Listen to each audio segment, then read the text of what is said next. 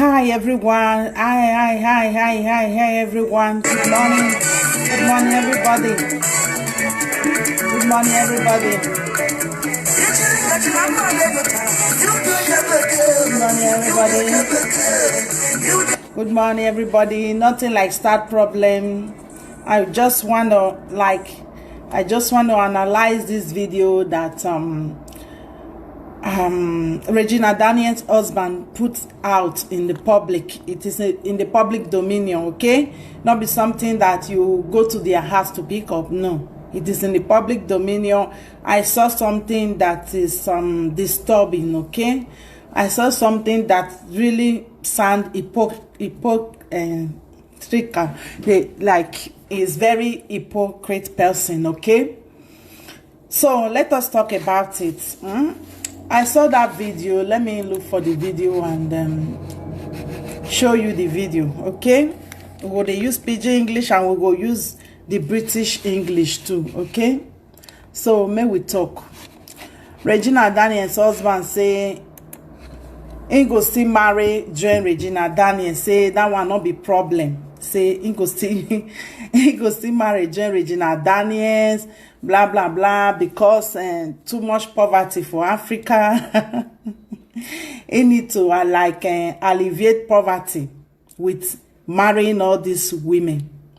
Now I say make I use this video to send message give that man. I think say na person wey still get sense, but I don't know say na normal the black men when they make the other black men they ashamed globally to be a black man. I didn't say they intellectual, but I noticed say the man, the senses, they very, very low. So I just need to send this message to them and analyze the thing when he talk.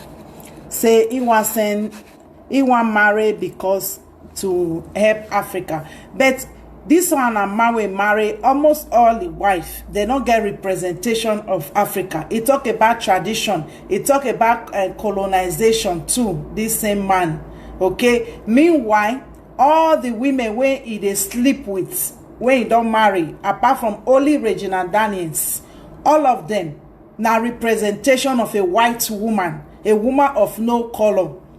Na hi, good morning, we dey fine. Na representation of the oppressor, the Arabs, the European. The women get phenotype of white women. They not be black. If you want talk about representation, because I know say representation is very important in this world. Or there are many black people. I don't know say representation of your image in anywhere is very, very important. Una go see when they go do UN meeting, una go see all the whole African people, their representation is very, very low. Some go they sleep. Some of those representations are really, really damaging. Now there you will see Putin go carry microphone comments. He go to talk boldly for UN. Angela Merkel go carry this thing microphone, go to talk boldly for UN. America go carry microphone, go talk boldly for UN. When Gaddafi dey alive, Gaddafi go carry microphone, go talk boldly for UN. Talk what he want. He go give them all the bullshit where he want talk about. Arabs, they go carry microphone, they go represent their race, represent their color, represent their political agenda for anywhere where they go. Then you go see black man, Buhari go come and it is what Buhari go talk for that UN meeting. Nobody go even understand that. Globally, nobody understand what they talk. Now so Chad president go carry microphone, go talk nonsense. No representation. The other one go carry microphone, go talk nonsense. No representation. So they use all these things. They deceive black people. They are not actually working for you. They are working for their oppressor, the people that put them in the position to read the scripts for una. They know they read their African script, their own agenda. Black people don't have it. The agenda they have is agenda of other people. So I see the video of Regina Daniels' husband talking about tradition, talking about representation. And this is a man that have 6 wives, all of them, no one look like me. When they talk about black woman, you talk about women that have phenotype like me, that have color like me, black. This is the complete representation of a black person. When you talk about a black child, now picky way black. When you talk about a woman wearing black, it's a representation of who you are seeing in this video. So the man when he gets 6 wives, when they yellow, they become from another race, which is the Arab.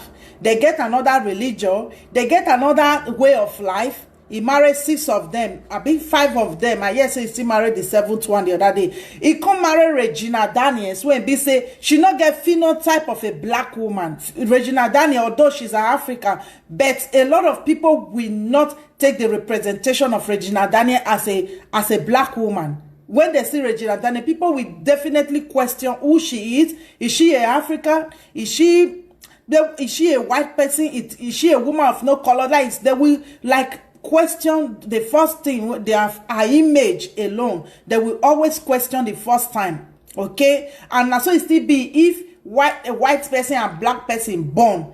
I know if he talk say that one a black person. Okay, because many of them are not understand why when you see a black man, a white man, they marry. Many Europeans, they do the avatars of all this image of black and white women together, just for you to feel like they are better than us. When you want to see avatars with black man and black women, you only see avatar of only black man with white woman, or you see avatar of only black woman alone as a single mother. That is the representation whether they give us for media. Even in Africa, if they want to sell soap, they will use person where light, where yellow, they sell the soap. If they want to do anything that has to do with representation of black people, they will use person where be say it they lighter for skin.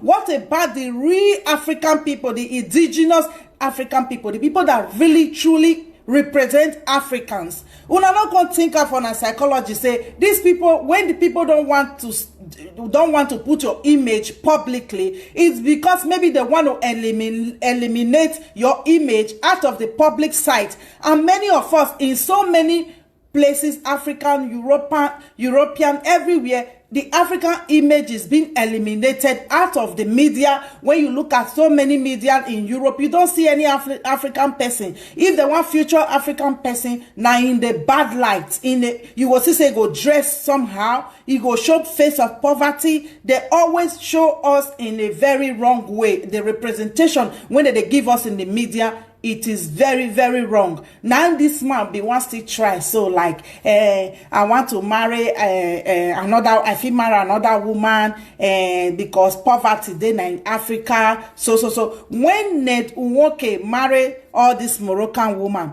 did he go to the media in Morocco to talk about, okay, Moroccans, I'm going to marry your women because there is so much poverty in Morocco. So I want to marry all these women to alleviate the poverty over here. No, he did not do that, because their men will not even allow him to even say he want to go to that extent to put all those nonsense outside. Say if they marry their women because if there is poverty, the North people, they get plenty children, they get population more than Igbo people. So therefore, in they marry so many women to bond to complete the population of Igbo people where not complete. That is, he bring those things into political aspect. He bring it into gender, into like family, all those stuff. He look a little bit shady. Waiting that man talk, saying they marry. Okay, you they marry. How many black women when get this phenotype, when get this face, you dey your house, Ned Nwoko, you friend this woman, what do they call her, Chika Ike, you friend her, did you put a ring on her? No, you did not put a ring on her, because she did not look like the Moroccan women that you normally date, because I know the pathology of most of the men when they go after white women, when they white worship. You are not a true African. Don't try to like you deceive yourself or deceive your audience, deceive your people. Say you like African people, you want to marry African people, you want to date African people. For you tomorrow, you don't go carry Regina down and I wish I have a fairer skin, okay? Tomorrow, you'll say you want to be a senator, you want to be a president or whatever. All these mumu people we just vote for you. They will carry you enter house, think say you be one of us. Of which say you are not representing us. Because even your children, when those women they born for you, they did not even look like you. The children not look like you. Even the one when Regina Daniel born for you, it not look like you. So you are not even having children that look like you. You are not even marrying one from us. So where are you alleviating the poverty? And you are talking about representation. You want to represent because Europeans came to colonize us. They did a lot. So therefore, you are not marrying. You never marry a woman when look like you, Ned. If you are not self-helping, if you don't want to eliminate that your face, because most of these men, when they go after women with lighter skin, they get low self-esteem. Many of them, they hate themselves so much. They don't want to recreate the picture of their face. So therefore, they want to miss that their blood. They want to miss that their race, to erase that their face. Because if you be man when you truly love yourself, Chika Ike should be your wife, for example. Apart from that, if as you say you want to do poverty alleviation program now, through marriage, you go for marry from. Okay, you watch the video. He said the women are doing prostitutes, not that they attempt the poverty. Okay, Ned Nwoko, as you choose to marry all these women, before you go marry for Morocco, if you truly have the good intention to alleviate poverty through marriage, through your ding-dong, through your pennies, you go for pick one woman from Edo State, pick one from Delta, pick one from Igbo, pick one for Yoruba, pick one for Hausa, pick one. Now, so many they know person where really get the true interest of a country. Now so many they know the person when they want fight against oppressor. Now, so they know person when really know the true history of where you come from. Because the women when they your house, no one look like Igbo woman from Anambra. No one look like Igbo woman from Inewi. No one look like Igbo woman from any place where you come from. All the women in your house, they have the phenotype of a European and Middle East. So what are you trying to like put at? Tomorrow now you will come out now. You want to vote. You want people to vote for you, and all these morons that we continue, that we run enter skater and vote for you so fast. You go see enter there now and be seen pouring our money to give to all these women of no color when you marry. But if we say women that could represent you as a man, show your face, you reborn that melanin, that face where you get, you multiply them. If you truly want to boost the population of Nigeria, you truly want to boost the population of your community, which is the Igbo land, not with biracial children, not with children that come from the Middle East, Arab. So you just join the program when the agenda of the white men to eliminate the black women, like as many people they formulate bleaching cream now up and down to eliminate their color of their skin, because they believe say they don't look okay, because they believe say the black color don't have a big representation when it comes to your to money, when it comes to social media influence or whatever. You only pick Regina because of the color of her skin. So don't come around tomorrow and say, oh, they should come and vote for you, they should not come out. No, we are not giving you vote because you don't have a woman that come from our lineage in your own house. You don't, because now all these black women will look like me. When election will come, now they run kidigba. Now they run. They carry a bag of rice. They share, they dance, they prostitute up and down just to make you people enter. When they don't make una enter the post finish, una go carry woman from Middle East, una go carry woman from Lebanese, una go carry women. Don't support men that don't support you, whether by marriage or whatever. Don't support them. Black women, I'm talking about black women. I don't give a damn if anybody is yellow. I don't give a damn. I'm talking about my own representation. So Ned Nwoko will come they deceive me, say if they marry women through poverty alleviation program, when be say all the women that you lay with are women from your oppressor, women from where you come out from the womb of your oppressor, and you want to tell me you are marrying them because of you don't want them to prostitute. If you really don't want them to prostitute and you want your wealth to stay in your community, which is Igbo land or Nigeria, you could pick women from all the old states in Nigeria. I will say yes, this one a real man. You get one man for South Africa. All the women where marry, all of them are black skinned women. Although that one still gets some brainwash, some of the women yellow, small, but the women, all of them come from South Africa. You not go pick 3 from Lebanese, come take one for a country. You go tomorrow night, go come and say, Mona, come vote for me. No, we are not giving you money. The same thing apply with Oshomole. The same thing apply with Oshomole, because it is time we need to speak. We need to shine our eye. We need to open our eye from all these deceiver, all these white worshiper men that worship white people. We need to put them where they belong. We should stop all this deceiving. They come around and deceive our women. They will use them for sun, for rain. They will put their women for high heel, put them on good representation. Why our women go to suffer for rain? They clap up and down. When they don't do election finish, they go enter house, go face their women. No. Nobody use a black woman anymore. Nobody. Make una shine on a high. Make una shine on a high. These are men that are conning for white people. They con. They work for white people.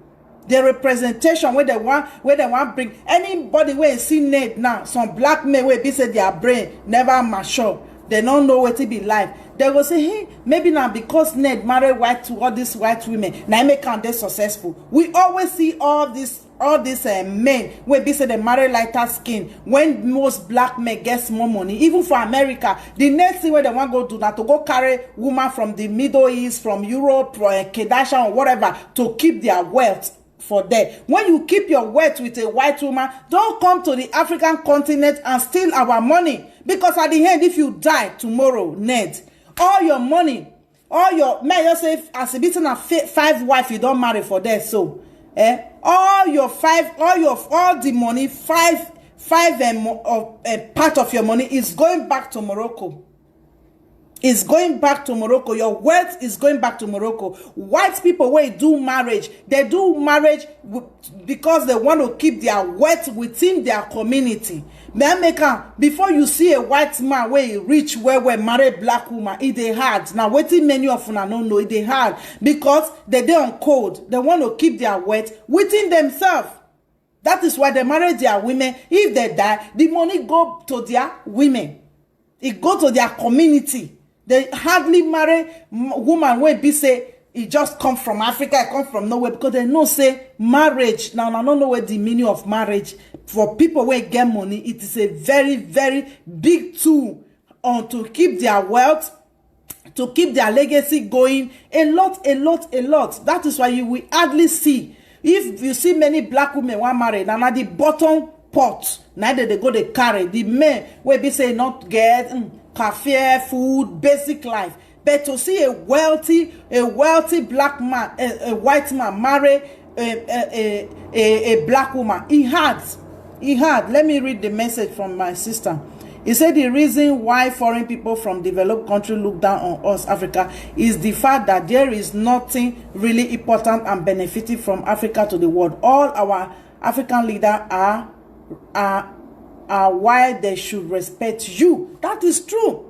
That is true. That is just the plain truth. Because if your leader is not brainwashed, is not using the scripts from the European, from the Middle East, from the Arab, you go see say the way where they ought to respect us. The way where they ought to respect us. It be like some men now, if they respect their wife well. You see, say people will respect people will respect them, people will still carry that respect, reach their wife. Where people go, they respect their wife. But if you see man will not respect his wife, people go beat his wife. Now so it still be. When all of them go you and me to go to sleep. This one does still come out now with 5 Oyibo woman for house now. If they talk say he want to alleviate poverty. Who made you to alleviate poverty? You want to me say a black woman be the face of poverty. Now we be the face of struggle. You see all these men, you just see where their brain just go. You see where their brain go, say, it not go too far. Now we be the face of poverty. Now we be the face of, okay, make I marry them out of pity. Make I marry them because they suffer. No. African women are more than that. Invite your friends. Invite your friends. I will play that video. Now we are more than all this nonsense of they help us, they do this one. No. We are more than that. Nobody can use us to alleviate poverty. We have a lot to offer to a man, not be for poverty alleviation program. It should just stop. You see Oshomole, he do. Take all the women, or another person wife, they work for ring road finish. He don't take another person wife work for ring road finish. He can't carry woman come from one yellow woman come. All the black men will see another will say, God, this it be like saying now true now because you need to marry white woman to be successful. But these people, they have money before they go marry these people and give them all their money. Yes, Ned Nwoko get money, he get money. Wait for see money. If he still go check her now our money is still they spend inside there. Our money, me and you destiny, now they spend for that. So they live all this lavish life up and down. Because now man will be saying in a whitewash, they whitewash, they like fair women, So what do you get to do with us? Say all the women they do prostitute. If you check nuts now, nuts people get plenty children. Okay, when we talk about that one, when you talk about nuts, all those beggars, who born them? Who born all those plenty children where they streets, they drop us in trouser, they drop us in cloth, they drop. So now that one you want make Igbo men do, person will never feed himself finish. He will go they burn up and down. Many criminal and people were not responsible for our society today. Now lack of father, lack of a home or broken home. Now it cause most criminal, most things, dysfunctionality when they our community today. So you want continue. You want ginger poor, all these poor men now. Maybe they pack children everywhere. Tomorrow now unrest go the whole community. They will come they break person door. They will come they do different atrocity. Because una no dey read properly, una no dey read between the line. Una no dey read between the line. When I dey watch the interview, I say, I be to say this man get sense, but I no see any sense for his head. Why e be say if African man get money, their own thing go just different? Why? Why? How many children Bill Gates get? How many children Obama get? How many children people when you get big companies for Europe here employ people 2,000, 3,000 people? How many they get? How many company this man Ned Nwoko? How many company you get? You don't need to marry Nigeria or African women just to alleviate their poverty. Open a company, many companies for here. Now just women they work for them. Now person get a man with gbola like you. But una want acquire wealth so that una go buy Versace, so that una go buy baby clothes, so that una go buy baby cars. You are the representation of this low mentality African men. When they want to acquire wealth by all means to buy what the white man creates. See Hush Puppy, the same thing. When money enter in hand, he no open company, he thinks that the Arab people will keep him. Like, they're not going to keep you because they work hand in hand. They be white people. Their representation, their phenotype, now white person phenotype. So there is no way they will say, tell America, say they want to keep you black man. If you like, you have billions. They will not keep you. They say you give the people that you have been worshiping. If you still look Hush Puppy, when money there with her, una see her with one black woman. No. That is why I'm telling you people, ladies, black women, don't struggle with them. Let them come to the table like every other man in the world. With money, with wealth, with comfortable life. If they don't do that, don't put your womb into struggle love. Don't put yourself into struggle love. No, don't do that. If this woman was so, that is, if Ned Nwoko was some certain Nigerian man where he really dey patriotic, he no go sleep with your oppressor children. He no go born children with your oppressor children just to eliminate the phenotype of a black person. That man so much hate himself. When he go see himself for mirror, he want to erase himself. He want to erase that picture of his face. You know the year say even his son wey look like him. For Instagram, they for the fight, quarrel, now they quarrel. He no even want accept the boy because he no want see image where he look like him. That man so much hate himself. He no want see image where he look like him. Maybe if you see that boy now, the boy look like Ned Nwoko, he no want see that boy. He want to see the Arab women or women that look like Regina Daniels. When he be say he go fit dey comfortable around with. When he born, the pikin go see change color small. Ned is a self-hating black man. So don't come around and tell us that you did that. Okay, see the video. Let me show you. Don't come and tell us that okay, you want to alleviate poverty by marrying our women. No. Alleviate your poverty alone. Just do that. Alleviate your poverty alone. We are not a commodity. We are not a product. We not be yam. We not be waiting that they call them trash. People marry black women. People that know the value of black women marry black women because they have a lot to offer. Spiritually, financially, everything. They are builders. All these women where you marry, so all of them come with one hand for front and Spanish talk, the other one for back to collect. And at the end of the day, your wealth is going back to Morocco. That is five quarter of your wealth. Ned is going back to Morocco. So don't come around and say that all the women are prostituting around. If they are prostituting around, as you hold rich, so your penny is not going to carry all of them. So that is why you should not be greedy or worry about who is prostituting and who is stopping, who is not prostituting, because this one why they look so now complete greediness, complete greed. Now you they show you want to be around every woman where you see. You want to be around all of them. Yeah, because they are prostituting, they are poor. Prostitution for Europe where you from come, Ned, will not be job. Do you have to be poor to be a prostitute? There are people that are financially okay that are prostituting because they want to, because some enjoy the business, because some make so much money from the business. prostitution all over the world is a billion-dollar business. So don't come and tell me because in Nigeria now, people are prostituting because they are suffering. So therefore, you want to marry plenty wife. Why?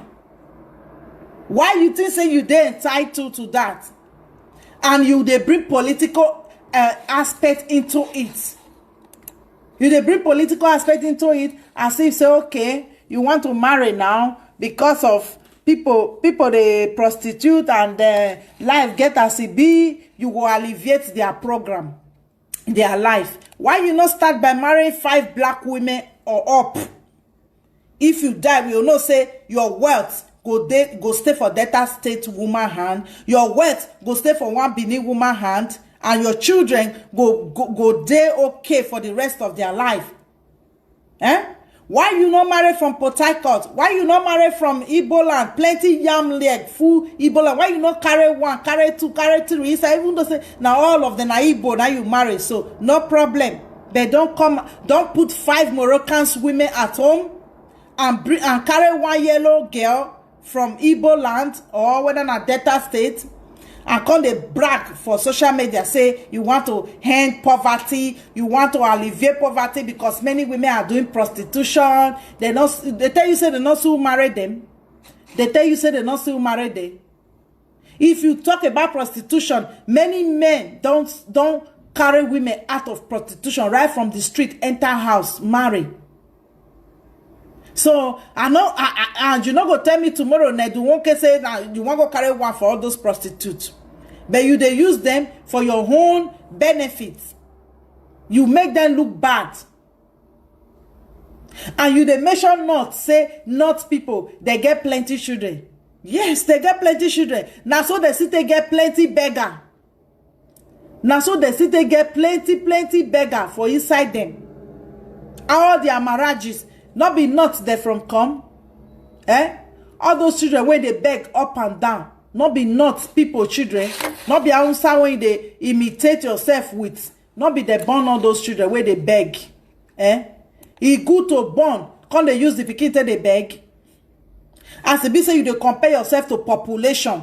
Oh, human being don't reduce now to population. Not the quality of life when the children go get. Not being you they even talk about because you alone now. You feel born plenty. You feel give them life with money where we don't know where you foresee. They say you be lawyer, but I don't know.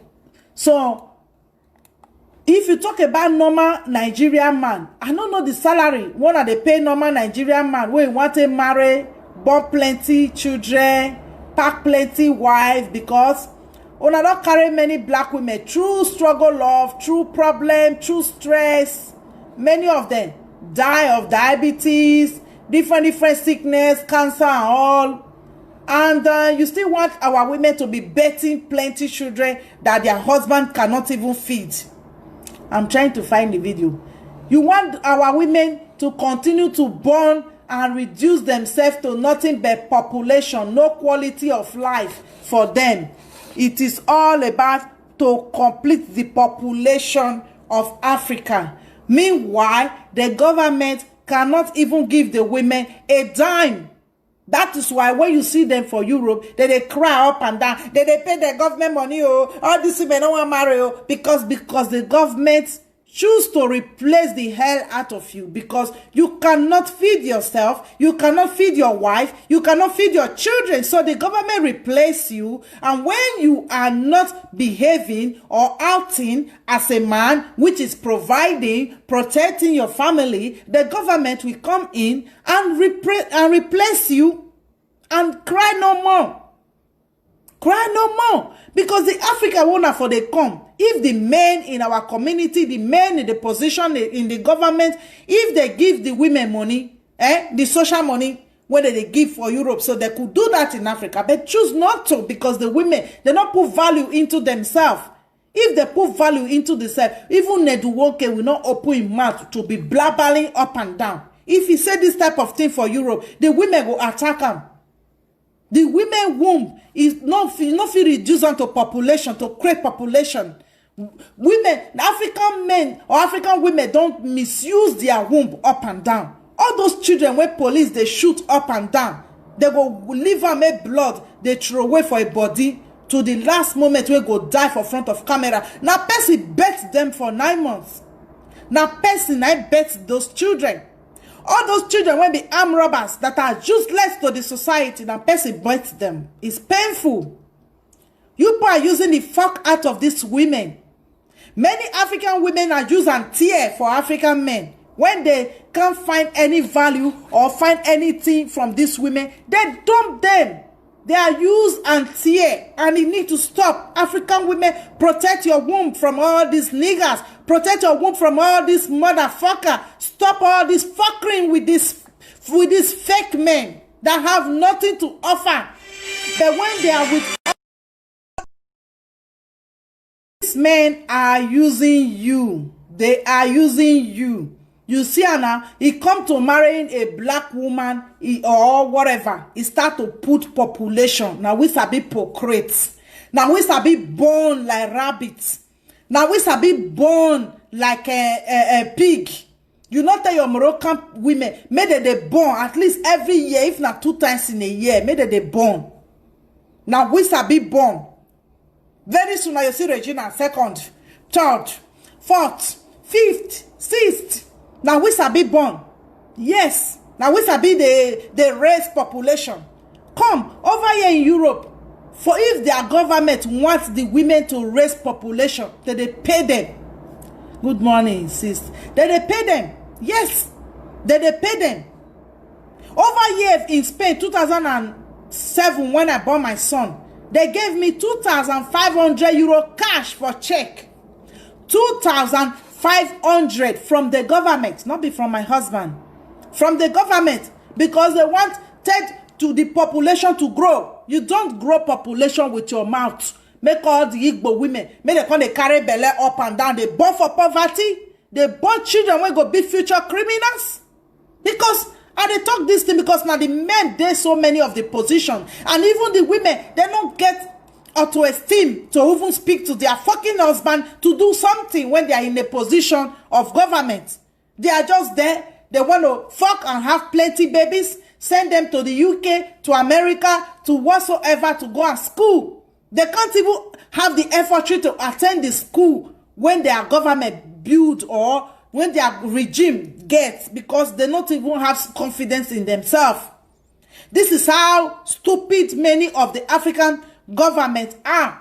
They are not representing.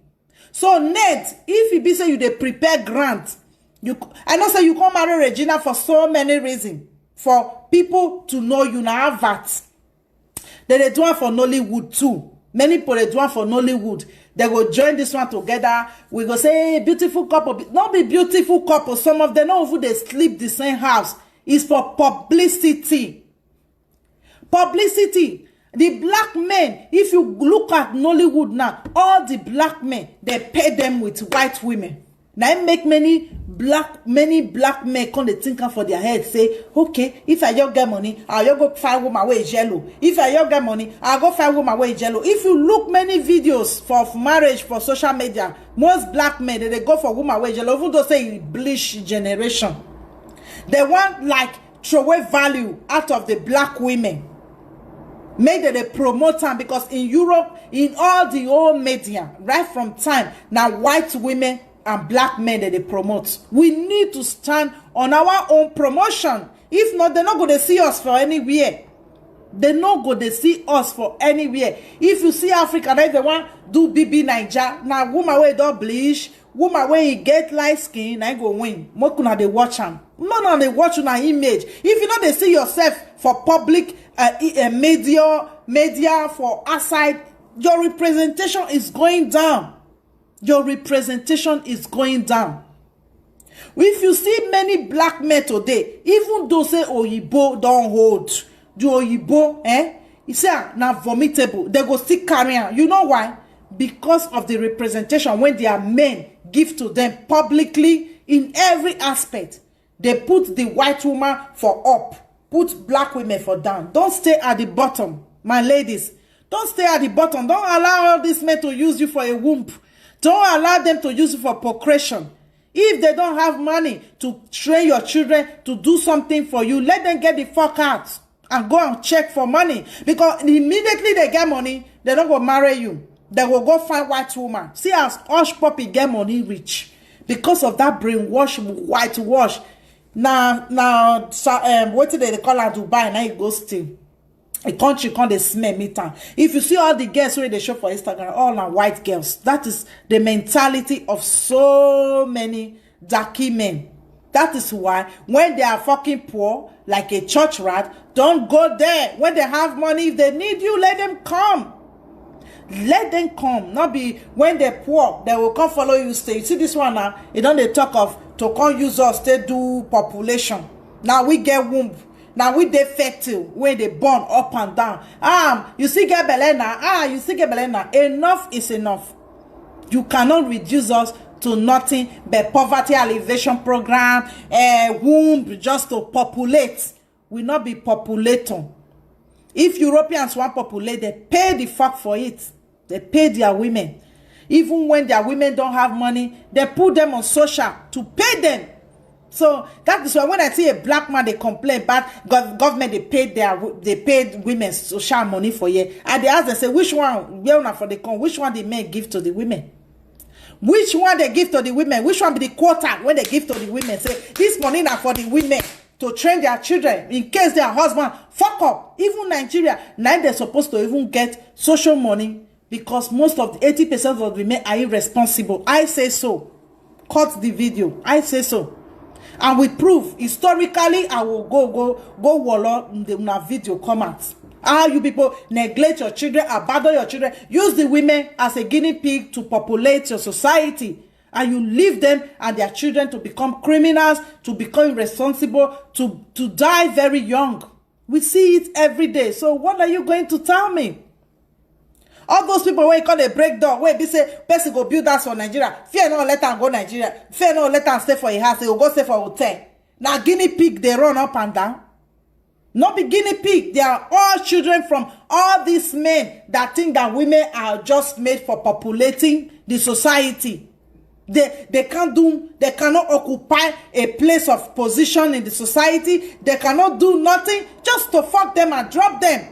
If you check all the whole politicians for Nigeria, many of them get Lebanese women when they don't buy house for Abuja, when they stay for one place. That is where they think when they have money, they can easily lie down and be safe. You are lying down with the children of your oppressor, the people that put you into extreme poverty, the people that have sit down to enslave you mentally, physically, spiritually, and they still continue to do that.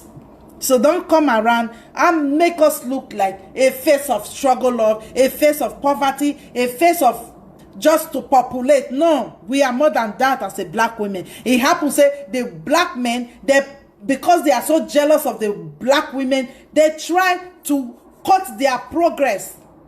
They try to cut their progress down. They try to make them look somehow. They try not to allow them to follow their standard because they know say black women are very powerful.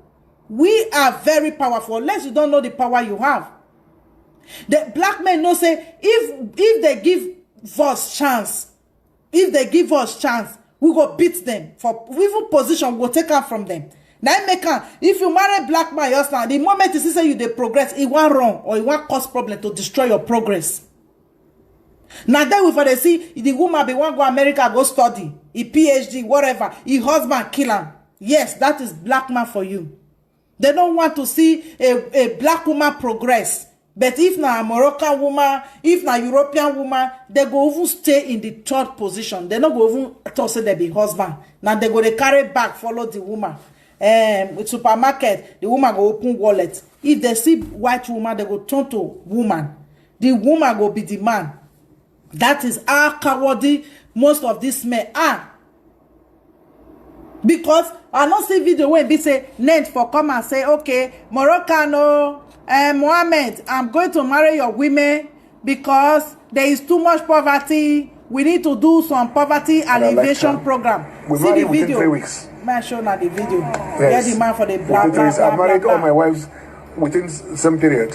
I don't believe in dating anybody to marry them. Don't date anybody you want to marry. Marry them. When you marry them, you begin to fall in love from within the marriage. You know, even in my own culture, as it were, as a kid in the 60s, people, they were not dating. They will marry. In arranged marriages, family to family, they choose a wife. And then most girls were expected to be virgins when they get married. And they build a family from there. And because they didn't know each other before they got married, there's a lot of excitement, a lot of learning to do. And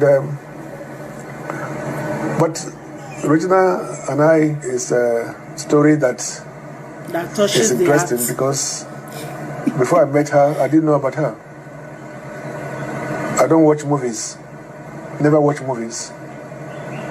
I met her the first time when she came to my house with her mother and her siblings because my place in Delta is a tourist place. They came to look around and I liked her and that was it.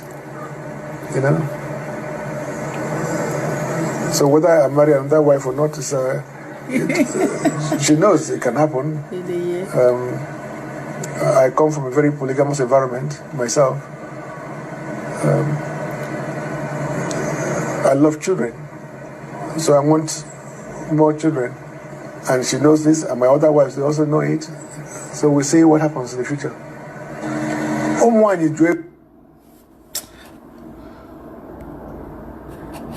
So Unayera say he want children. Where be say Ned only picky way get where if he get representation, say na African. Now only the one where Regina born for him. The rest, now they be Moroccan. And there is no way when Moroccans go take come tomorrow because mothers, they're very, very strong when it comes to training children. Mothers, they always, they instill so much of the morals on the children because they spend more time with children at home. You understand me?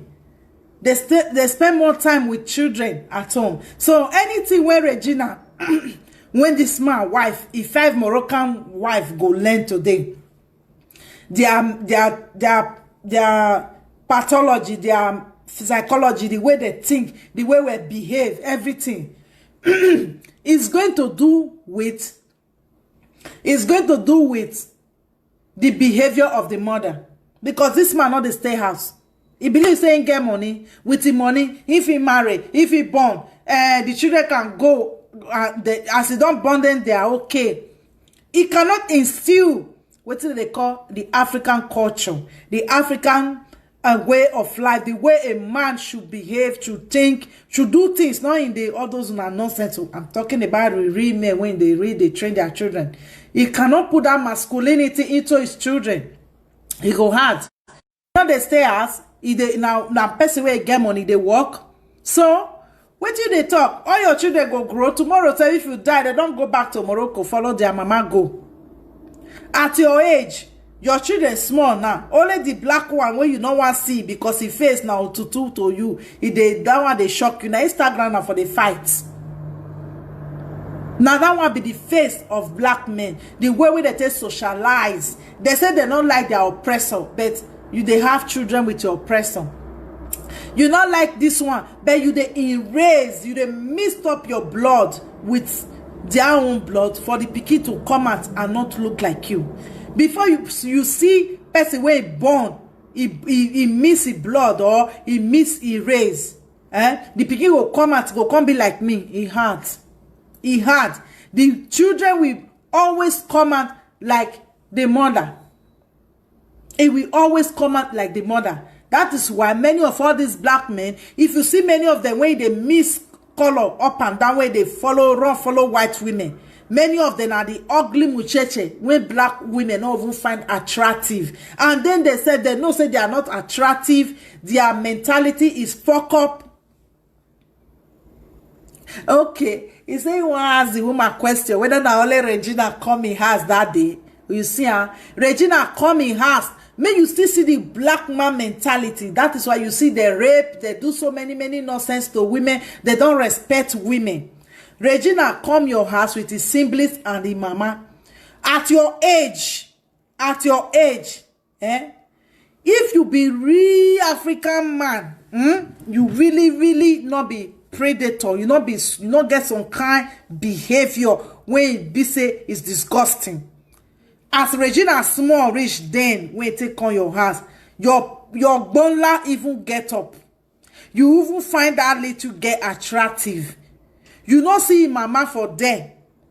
You not see mama say, normal society. You get one Igbo and one friend that time when I knew enter Europe. I was very young. The Igbo tell me say I too young for him. This one Igbo way day in his 50s. He say I too young for him. He just tell me the truth. Now then you go see black man. When woman don't turn to 40 years, he go say na a day. When woman turn to 30 years, the woman get to reduce the age. If not, you not go see husband.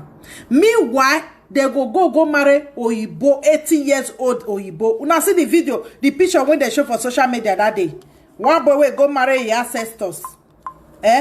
Una see why he go marry his ancestors? You want them me say, okay. You want them me say other young women, not they. Why you go marry your ancestors? More than just think calm. Why you go marry your ancestors? Why? Why that boy go marry your ancestors? Because of the value where Oyibo place on their women. They know they come up for fashion. If Oyibo don't use them, now black man go come carry with Oyibo chew remain. If you see many black men today, the Oyibo when they boast, Oyibo don't fair chew the women tire. He can't dash them. Now he be. As you see second-hand clothes, as Africa they rush second-hand clothes too. Now so many of the women be here second-hand. Now they will come carry on. They don't go complain, but if na black woman, I dey see comment section yesterday for one video. Single mother go see they select, but all the single mother when you look gwa when they smell, many Oyibo not they bath safe. Now they pack her for you the remnant, the whoa Oyibo vomit come on, black man go rush on, they fight put. You go toss my Oyibo, I go break bottle for you. They fight put black men. That is how degenerated many of them are. They have no shame. They have no legacy. They have nothing to offer to their women, to the world. You see the comment section of the boy where go marry Dede. You see the comment section. All of them talk say, no problem. Na hustle. What the fuck of a hustle? I never see a Chinese man. I have a call before. You go see all the women where Oyibo don't reject, Oyibo don't divorce, Oyibo don't want again. They don't turn to black women, black men food. Very soon, as they package a loco, they package a loco. They'll pack for one bag. Very soon, Oyibo go they import all the women where they divorce, all the I don't vomit, all the ones where they don't need again. But the one where they take stick they waka and the one still fuck prick way strong. They will pack her for sack. They ship and go give her for Africa. They will ship and go give her for Africa. I say so because now too much.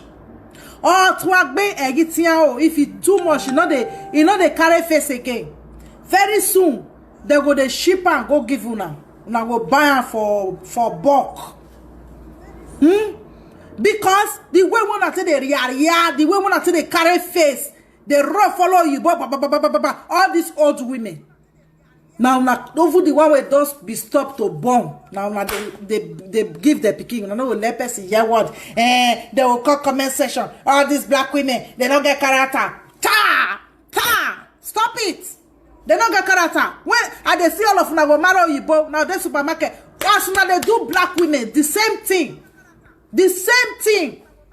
When I no go open a wallet. Now so the man go carry the woman go carry on and they go like in Chihuahua. If he reach supermarket, now she go be man go open wallet pay for something. Now she go they draw and they go. What do they do for women? They only like una because of una gbonla.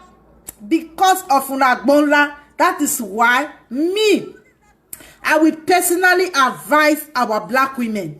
any man wey don't cross the line go sleep with all these women. Whoever you want to marry, I'm not against it, but doing so, keep your mouth shut. Don't come and say all these black women, they don't get character. Me or na you boy marry. I don't see una finish. Na psychology dey my hand. Now you boy marry. No, I know they marry black. This is why I marry Oyibo. The Oyibo wanna marry. If he dey black, una go marry him. Una go marry him. One man say, as that boy will go marry your ancestors, and they read comment, the boy say, and I be like say that this one go still look for. Now I tell him, say, guy, if you want look for old woman, plenty dey your village. Start to carry from your village. All those your mama friends, all those your grandmama friends, tell your grandmama to introduce you to some of them. Stop nonsense of it be like now you both good pass. All this about Nigeria gets. Make I go. I don't know whether I will see the comment. Make I go. Make I be like now you both good pass. Make I go marry Oyibo. How many Oyibo now fit talk to way young for years? Shabe, you see black woman breast when they take money fine. They get them nyash body face the phenotype. Yeah, beautiful. Una go reject them. Use math beat their self-confidence than I make. If any man tell me say I not fine, I'll do one like this. This game. Hello. Waiting.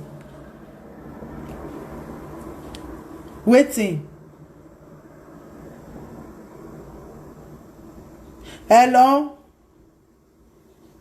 What did they call me 100 times for? Waiting. Talk. I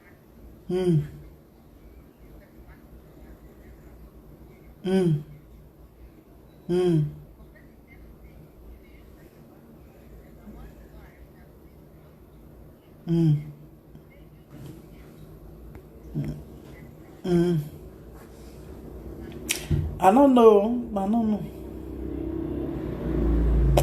I don't know. For me, that one don't make sense. Not make sense. They feel even return her back again. You don't know the next flight. Even Nigeria, they deport Europe. They deport people even without passport. I know somebody will be Nigeria. They go drop them for another country. No problem. They live video. We'll talk later.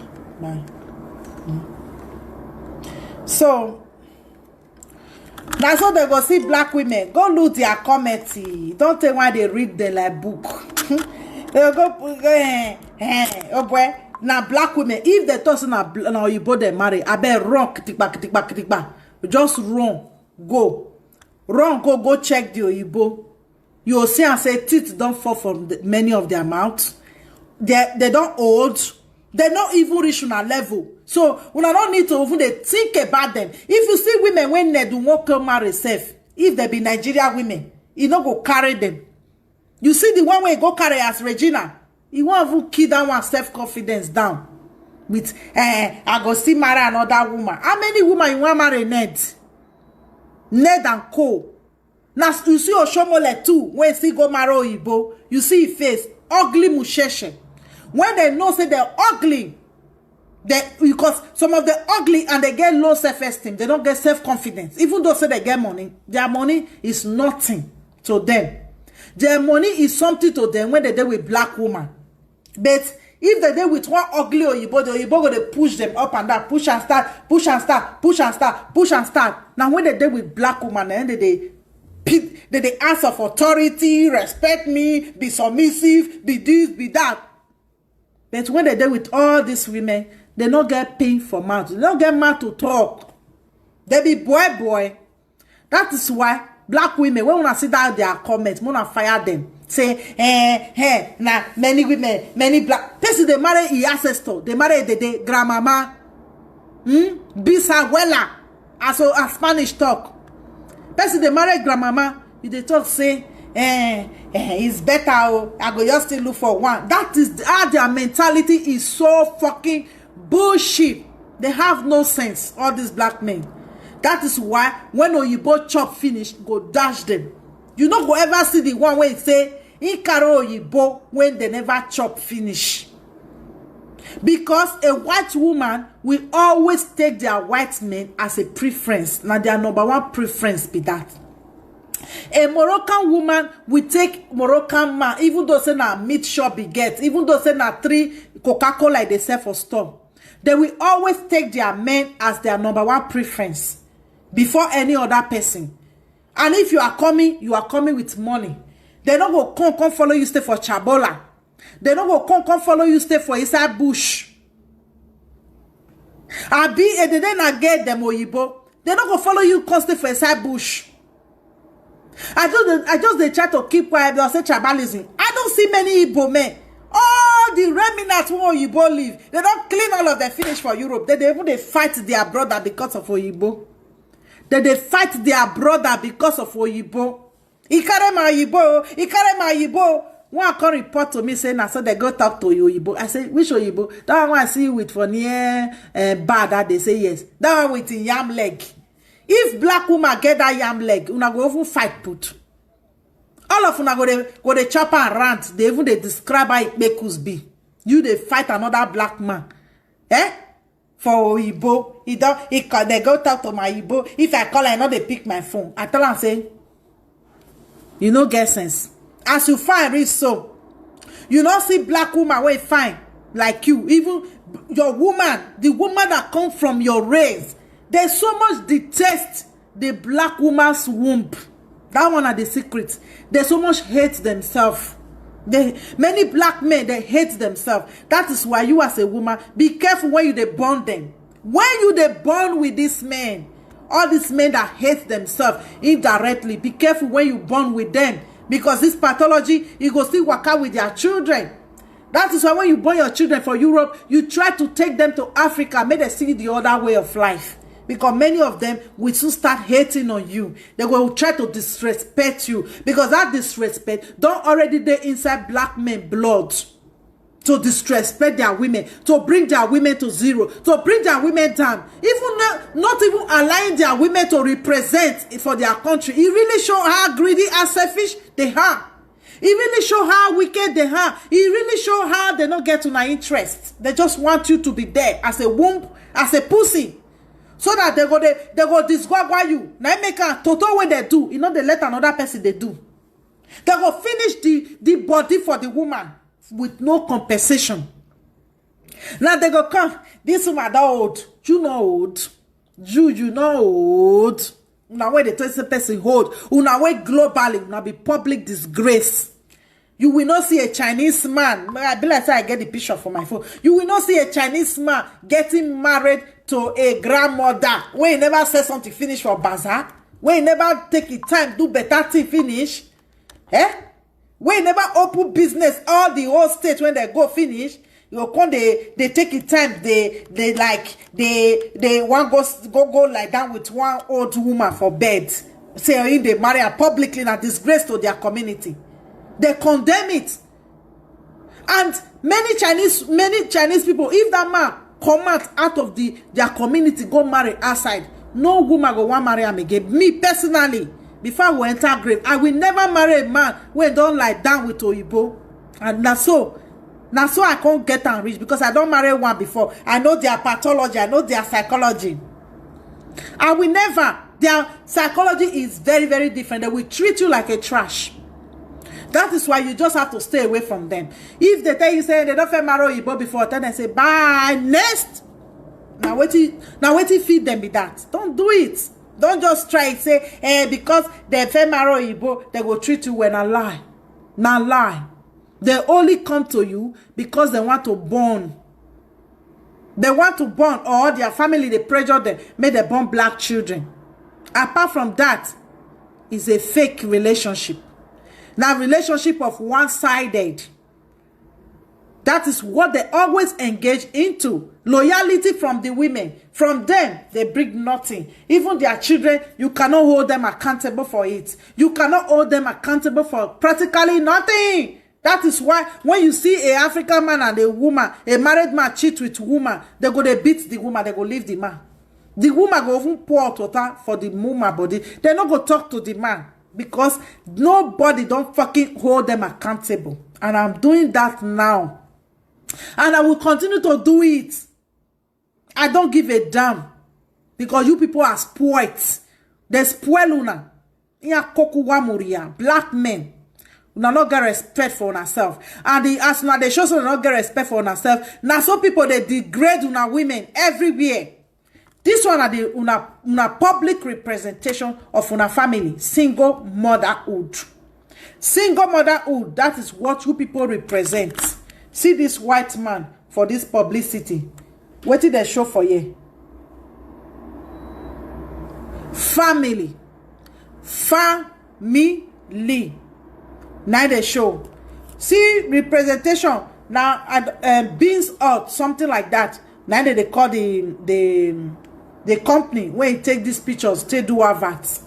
Okay? See the representation of black family and white family.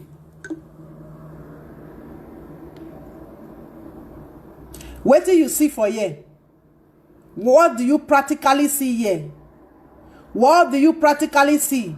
When you see this image, what is sound for your ear? What did this image tell you for your ear? That the black woman is alone.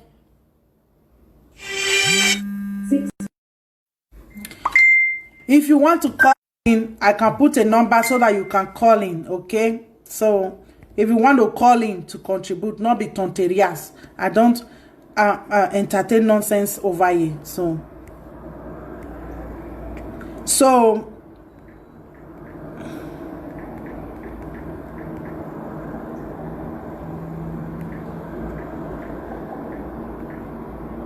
that is my number if you have something to say. I got smoke for everybody to do it. If you have smoke for me, bring it, okay? So, this one on the image. Where is this again? Hello? Hello? See.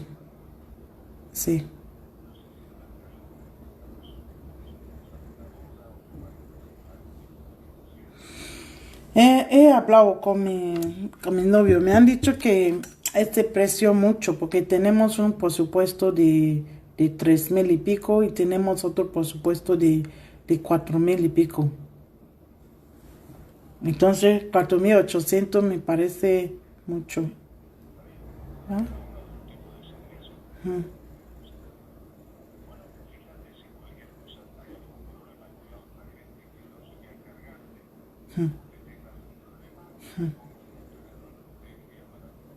Vale. Gracias, te llamo para cualquier cosa. Okay. So, talking. The whole world know what many of you don't know. Your image matters a lot. I'm not a fool. Every time when I go enter bus, if I see black children, see black mother, including myself, it's all us alone in this world. It's all us alone. Why the men they fantasize how to go get money, may they go carry Dubai woman, how they will take get money to go carry Igbo woman when their white men don't vomit out. This one are the image of representation of black people for publicity.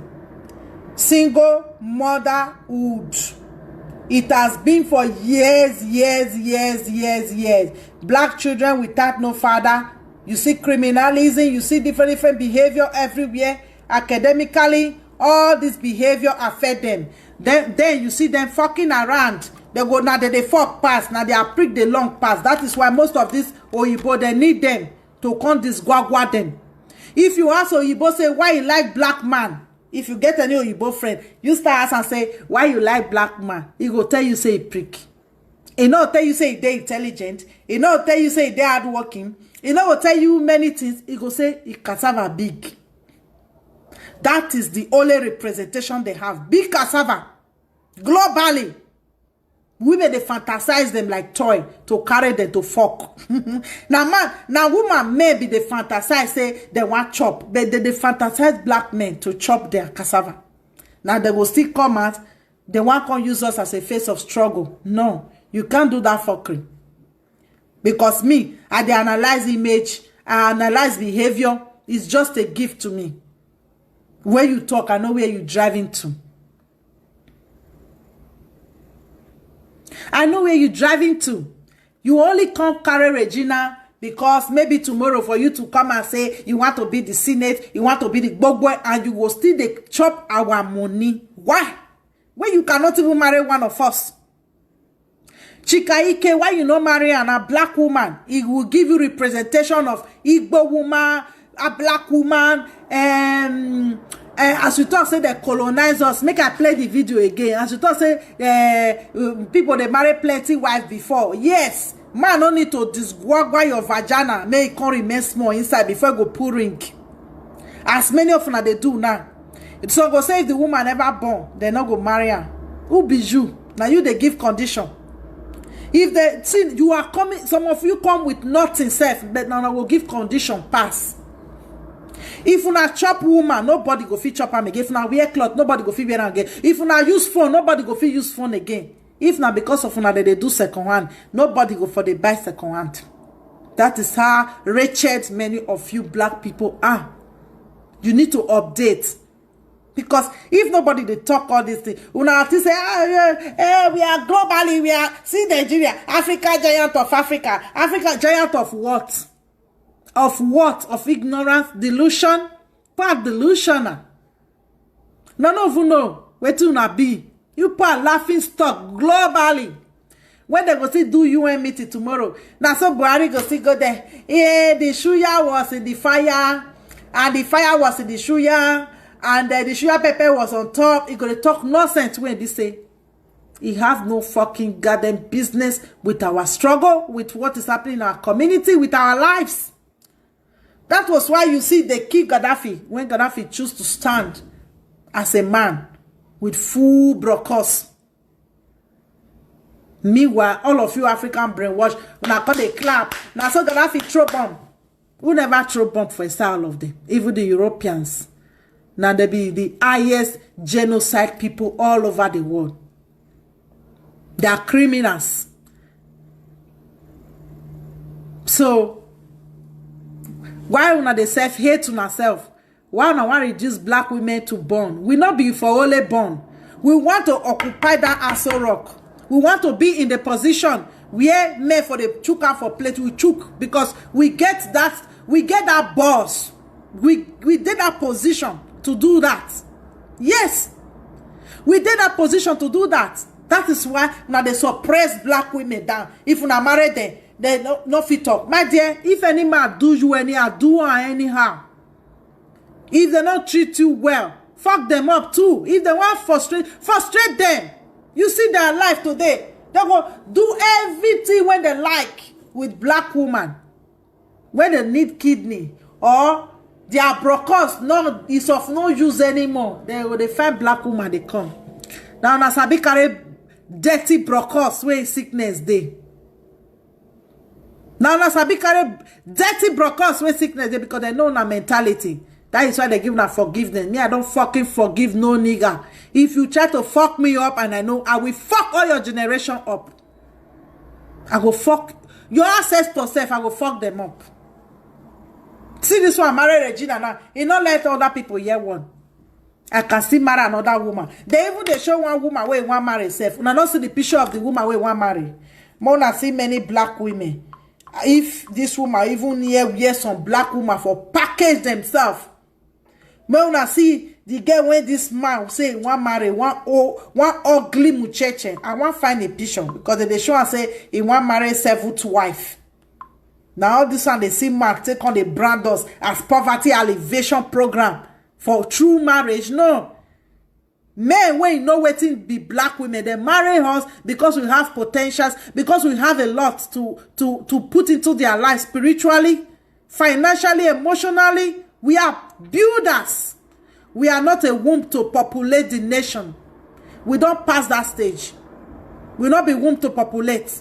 Any man when want marry black women, he need to come with the fucking money. Stop having children for all these garden niggas that are mentally brainwashed They cannot do nothing for their women.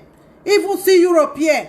Now, they will get 10 baby mama, 5 baby mama. They sleep around. They cannot even control the sperm when they inside their body. Those are the men that want to come out and talk nonsense for population. You want to populate like Hausa people. All those beg away full street up and down. When they thief, they go they do ritual up and down. Not be people born them. Not be people populate them with their womb. It's better you don't have a child with all this garden nigger than you have one with all these men that are thinking that you are made for population.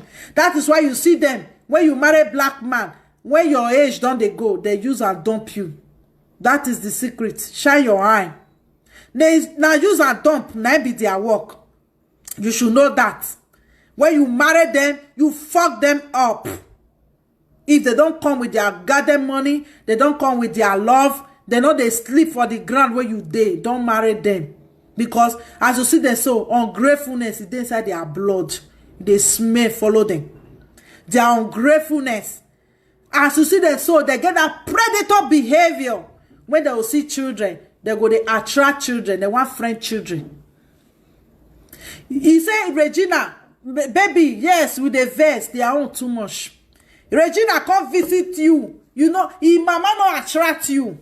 I feel they support you before, but this one way you can't enter population.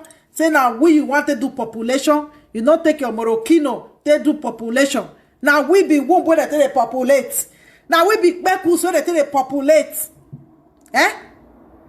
Waiting, black other men of other race, they love black women, children. They love anything will come out for black women body. They love black women, children. One of my Igbo friends tell me, say, since when he sleep with black woman, he born one pikin for her, the girl don't go Gabon. He say, he no fit sleep with Igbo again. I say, why? He say, if you talk about black woman, that is that. He said, the vagina. He say, very hot, very nice. Yeah, the man they talk so many things, of which I don't hear all these things from other people. Now then you'll see all these baggers. People will not get future globally. Internationally, they have nothing to represent. They not get character. Black women not get character. You get character. Now your country dirty like that. Now nothing represent to themselves for anywhere. Apart from plenty women. If you not get money, now plenty women. Now they carry because una sense. Now ding dong, now if for start, now if for end. Now ding dong if for start, if for end. Regina Daniel husband, now example of ding dong. Man, when they think with ding dong, all the brain are thinking of picking and ding dong. Picking where be say probably before before they grow, you don't lie anywhere. So what is the need? What is the need? Eh?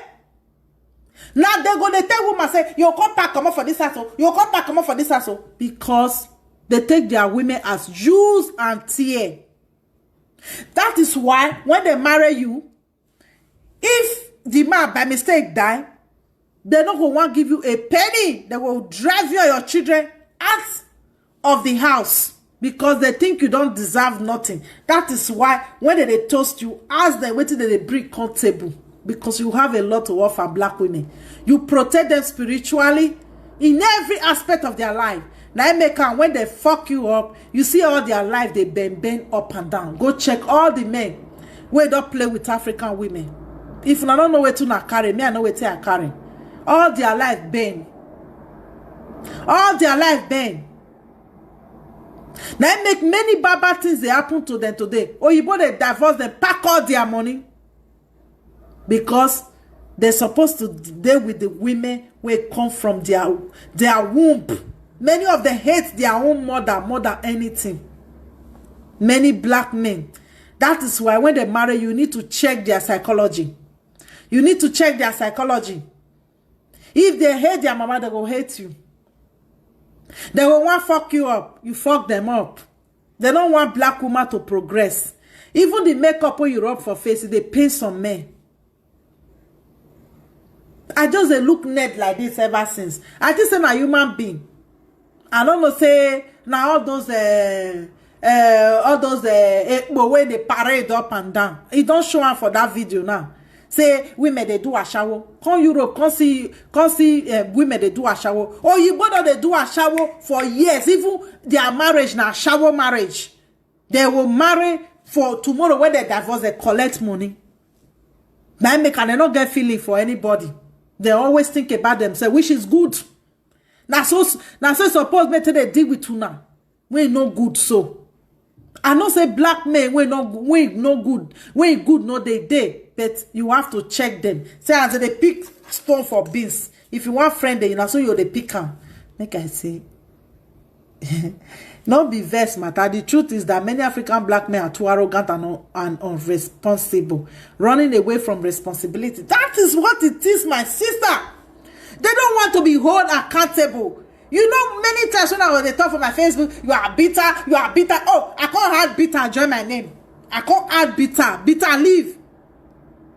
They say some say pepper. I can't add pepperish, join my name. Say my name now pepperish.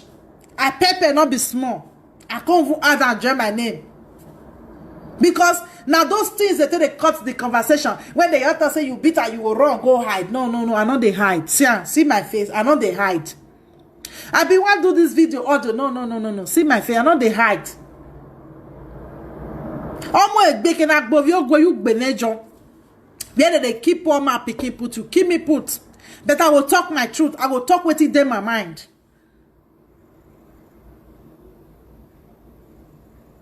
You want bomb for everywhere. People when you even they imitate yourself with their marriages. All of them they are picking are beggars.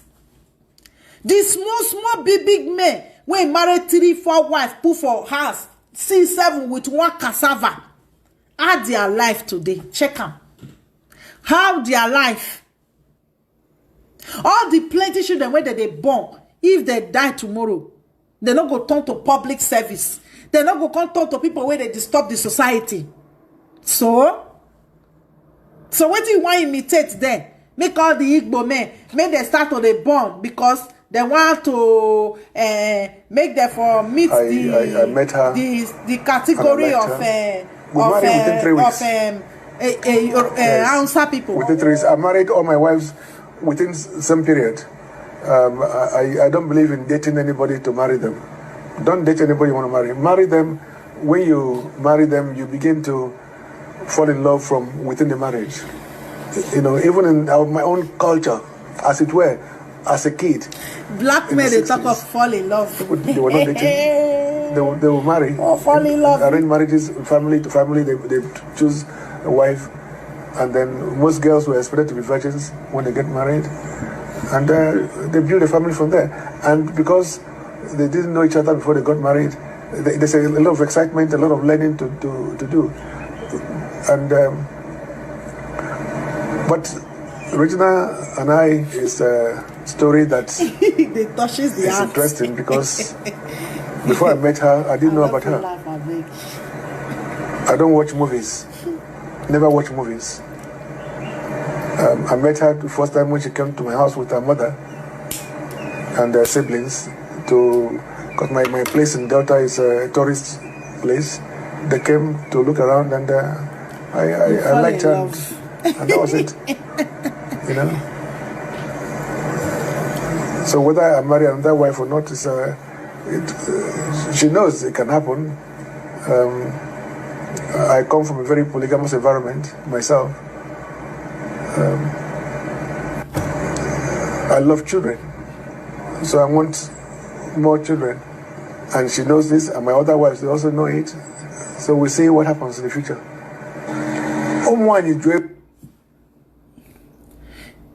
This video not complete. This video not complete. He follow mama and pikin. Man, they careful. Then they can for me to even carry my poo for my house with my daughter when they go 18 years. He never do me one.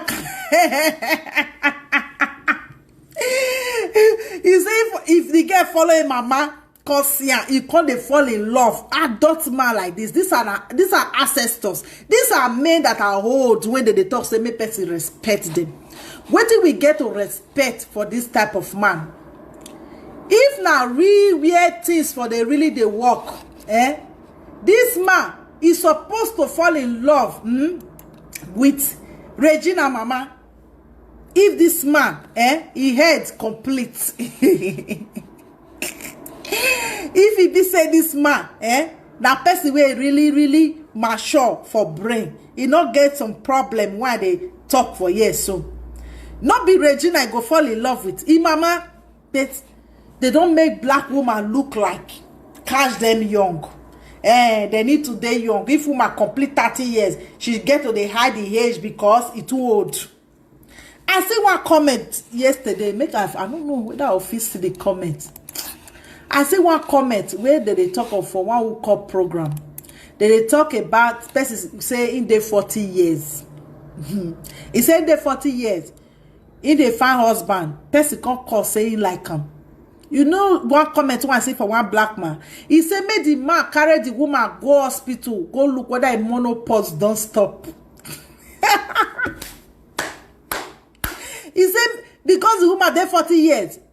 So 40 years for Europe now person will be say his life don't condemn for now. He say many of them get chance, they go do mama picking. They do them. They do them. You don't see one program the other day where the man for the do mama picking, they come put her for prison. Be like I said in France or so. I they watch her for one YouTube program. The woman have the fucking effortry. Because black women, some of you people are so dumb. You people are dumb. You need teaching. You need extremely teaching from this nigga. How to deal the fuck with them. You need extra long spoon. To deal with them. In the good way, in the wrong way. So that they will respect you. If not, they will never respect you. Because most of una turn on yourself to dumb mat. Una turn on yourself to nothing. Where person go take the rob grand. Say, for me, for one nigga, when me born come out for my toto, I get 3 boys. To come fuck me up, I go fuck him up. I go fuck him up. Say now you gonna make my life miserable.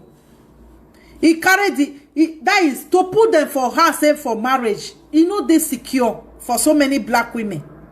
Because they're not responsible. Men that always run after little children. If you see one old politician that day, now one and then or whatever, not be one young girl they carry, they go somebody that is supposed to be your grandchild. We don't condemn all these things. Love is love. What the hell is the love? I can't notice if woman complete 30 years for Nigeria, go they hide the age. One lady, one married that day. Let me say, he tell the man saying at 26 years. No, tell them like that because their brain not correct. They believe say. They don't condemn all the young girls. They believe say if get they 30, if they 35, you don't old. You know old. Even many of you are fucking wretched. You have no goddamn money like any other groups of men. You have no money. Make I tell you the truth. Women when they marry on a poverty circle, they want go recycle. Poverty when their mama die, leave. Now they want go continue. Wait till they brick on the table, nothing. Prick. Everybody get on. Even Senegal prick, na so it be. Malian prick, na so it be. So na not get prick. Nigerian men, when I know they make big day, but na prick, una not get prick, na chill. Prick, una not get. Not get. You go say swag. Wait it be swag. We get swag past Senegal man. You know how gentle a Senegal man is. You know how responsible they are. You know how they train, how they take care of their women. I get friends who don't move out with Senegals. Very gentlemen. They know they dress, they don't get swag, but who care about swag? Who swag don't feed? Who Davido level don't feed, apart from baby mama? Because now all those American musicians, who now will be black women, this video go long. Now all those American musicians, not until they look, till they marry. Who want marry man where they put trousers for a lap? Which responsible man you don't know? Even the musicians and all these goddamn people. How many when you see say they put trousers for lap, they responsible? None of them are responsible. Don't go for them. Go for gentlemen. Men, masculine men when he man they inside body, not be all this feminine man. Which man will be man want make another man see yash? They see dirty bosses when shit day. See Ned, see mentality. It no make sense. That one not be gentleman mentality. If Senegal man wey be say by polygamist, by religion, they are entitled to marry 3 wives. And they know they bring the women, come ask, I must marry. No. Before that Senegal man, Mali man go marry the 2nd wife. He go call the wife sit down. Already, from the woman home, they don't already prepare their mind to take it. Say, their husband fit marry 3 wives. And they are well taken care of. Not be all this screaming I want a couple for Bini. Now so that they do cuttings today. Now so that they take cutlass cut themselves. Now so politicians they use them. They do guinea pig. Meanwhile, now people they bet all these garden niggas for 9 months. Why are you going to bet a child that will be of no use to you? Why? Senegal man go call his first wife sit down. Go tell and say, see, oh, he want marry 2nd woman. That woman go agree. Before he go do one, he go buy things for the woman. He go give her a lot of money. If he buy a plot of land, I get many friends. Go buy plenty things, gold, everything. Things wey if he afford, according to the economy. He go before he go bring that woman come house. And if he bring the woman come house, he go still buy things, make sure the woman is okay. Because una wey be black men, anything wanna take it yeah. Una will just go, put her for her head. Una just carry and put her for her head. Now una want do that thing pass. Before, if he want marry another 3rd wife, he go call his wife, he go tell her this one. And they talk about average Senegal, not be man like Ned. Not be man where even get money. Average Senegal man. Not be una. Una go marry 1 wife, all una girlfriend. Children, when they sleep with, they will food the whole city one a day. They go they look una wife, so this one, that's the husband freak. Say small, say big. Una go so na marry. If I they look some of una when I so na marry, I they laugh. Because me I don't know the type of marriage one a day. Now 2 type of marriage now that they see. Owodo and Owozuo. Many of una na Owozuo na day. Now one carry title of man we not get legacy, not get nothing. You know they even they try. Then they talk of polygamy. Not be polygamy na they do. Now betrayal. Many of una they do. Betrayal. If to say now all this Oyibo when they carry up and down, now they do all those una behavior too. They'll put gun for una head. The news when they watch yesterday, not be Oyibo woman send the man go give him maker. He send her go give him maker. He don't leave black woman. He say no go marry black woman. Go marry Oyibo. He go they pass back. Now so that they drama. Now still tell una women, no allow anybody to use you for second plate of food. 2nd plate of food means okay, Oyibo na my wife. I will come they use you for bashing.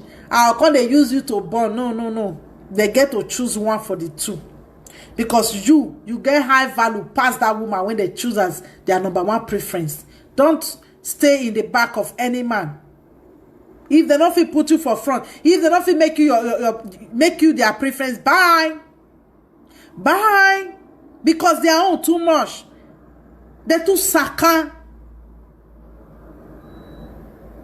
Because they see say many mummies, women where they call mummies now, women where be say anything where black men do, they go always defend them. They get the right to marry how many wives. They get the right to marry how many wives. Marry who? Marry how many wives? Mean say they'll fit take off, Me say they'll fit take off the children. They never fit take off themselves, finish mentally, physically, emotionally, spiritually. See this one they talk, say fall in love with Regina. You not fall in love with him, mama. If you be real man when you head correct, you fall in love with the child. When Regina mama not be a wella, not be a dede. Now young beautiful woman. How person go take go carry this guy may way get this kind of mentality put for us. Tomorrow night go say you fall in love with your daughter. Wahala don't start.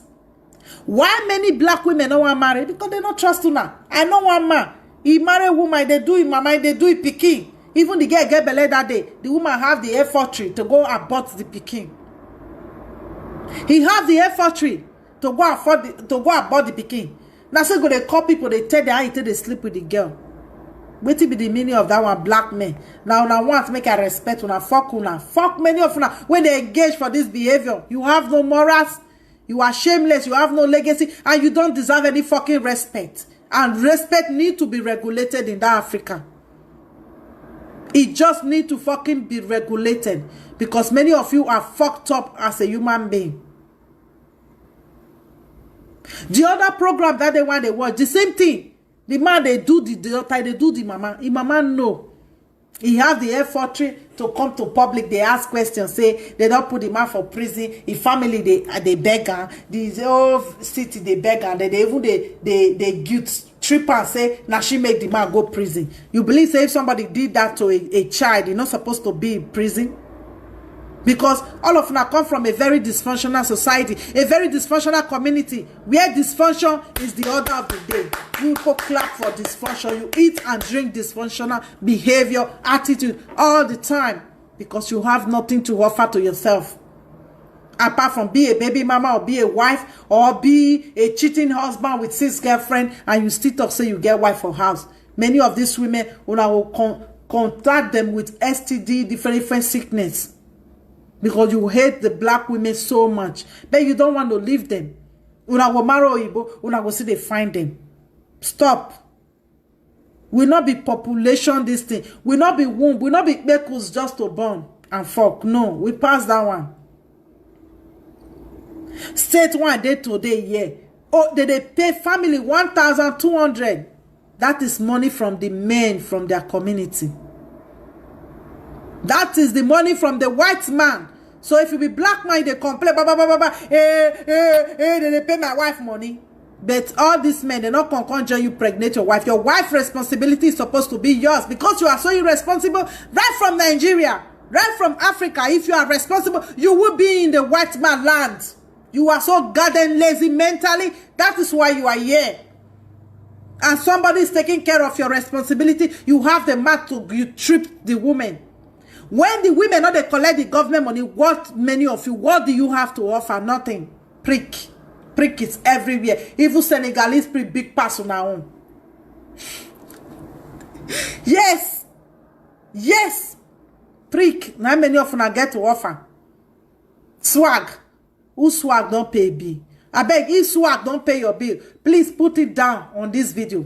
If man will guess, the man can't get swag, he can't they pack it prick as they pack their prick. He can't they pack on as they pack their trouser. His trouser can't they near leg. He can't pay on a bill every month. Now that one I can't they pay on a bills. You people are disgrace. The moment you continue to disgrace your women, you continue to underrate your women, that is how you will be globally. You will not elevate black men. Not until you put your women into your social life, political life, in every aspect of your life. You respect the black women. If you don't do that, you are going to nowhere. You go nowhere. You go nowhere. You want a woman to come out and populate for you. Abi? For them to populate, to be population. May they populate the country for you. What are you going to give them back for doing that? What are these women going to get back by doing that for you? Eh? What are they getting back for helping you to populate Africa with their womb? Because every women that are populating their countries, they are getting money back, they are getting favors, they are getting grants, they are getting a lot back. They don't populate for free. They don't do population for free. They get something back. There are a lot of help, a lot of money. Their country, the men from their community are paying them. What are African women getting back? Bonla, big cassava. That is only what they can get. That is only what most of the black men can offer. That is why it's quick for them to ask anything from a woman. Yes. We need to be guided. We need to like rubbish some messages from some certain people. We need to to call out the hypocrites among us. We need to call out the connery among us. We need to call out the sellout among us. They cannot have position in our society because we have spent so many time in ignorance. We don't know who they were. All the time. Prostitute, they the country. So, Ned. So, Europe, they plenty. They make money. White women don't they prostitute. Black women see they learn. Now they go marry man because of money, just to divorce and collect his money. And their government put stamp on top of him. Their government stamp him. They go share the man property 50-50. Wait till black women don't go from una. Prick. Plenty baby where the thief, cultist and all. What did you or have you brought to the table to the black race? Nothing. Globally, many of you are public disgrace. You cannot even protect your women when they deal with una. Now spark them together to the fight. Side chick, this one, that one, gossip. You bring problem between the black women. They hate themselves so much because of you black men. And at the end of the day, you just want us to be populating for you. What are we going to get back from our populating? What can we get back to populate the society for you? We just they born for free. When we say our children here, they are secure. Whether good or bad, whether the man go, he come. Even black people, they for not your put government money for you. They for not your put government money for you. Now I make all these women not they stay for husbands. Come you when they talk that word. Bring the nominal when you tell they work come. Bring your pay slip come every month. Make we see them. Because man when they really they make money, woman not go live and we too like money. We not go live and. As soon as they talk. Who go send 2,000 go give girl for transport? You not go let us the rest of Facebook. All these girls, they are greedy. They are greedy. They are demanding. Demanding what? 2,000 for transport? Or 10K? Una cry. If person carry a friend, go out. If person carry a friend, go out. Una not fit buy food for them. That is how cheap many of you are. You are so cheap. Wanna upgrade on life. Wanna upgrade on yourself. Wanna be men. You are representing. I know say if they talk, what about the women? Huh? What about the women? Una like to always like imitate the women with yourself. That is why you are going nowhere. You go nowhere. Una always imitate yourself with the women, rub shoulder with the women all the time. No, not be women. You should hone yourself. Or that many of una father abandon una rock come out. Now women train una. That is disturbing too. The psychology go look feminine. But una way no, you supposed to try and train your children. Try and train your children. Put that masculinity into them to speak, to behave like a man. Yes, because if Ned na real man, he will not talk like that. He will not have 5 Moroccan white women at home and can't choose one girl where be say he don't already erase the melanin out of her skin. Say. They represent our culture. How many of our forefathers have Moroccan women for house? Ned. How many of our forefathers get yellow children as children or as grandchildren? If they're born that time, maybe the children will be albino. Make I find where if we talk about the political aspect of this thing. Pidgin English. Bless not Pidgin English. I will see the video. Pidgin English news. How many of our forefathers get Igbo? If they're born that time, maybe by mistake or something or whatever, they get that phenotype of albino for inside their DNA. The rest, not be Moroccan children when mixed up. They're born pure African. Now me they talk and say the only person where if he born African, African person. Now person where 2 black people will be like this my hand. Now if you born black person, any other person, and I know how I want to go classify them. When you talk about black, na me. If you like, go sleep with bend winch or Igbo.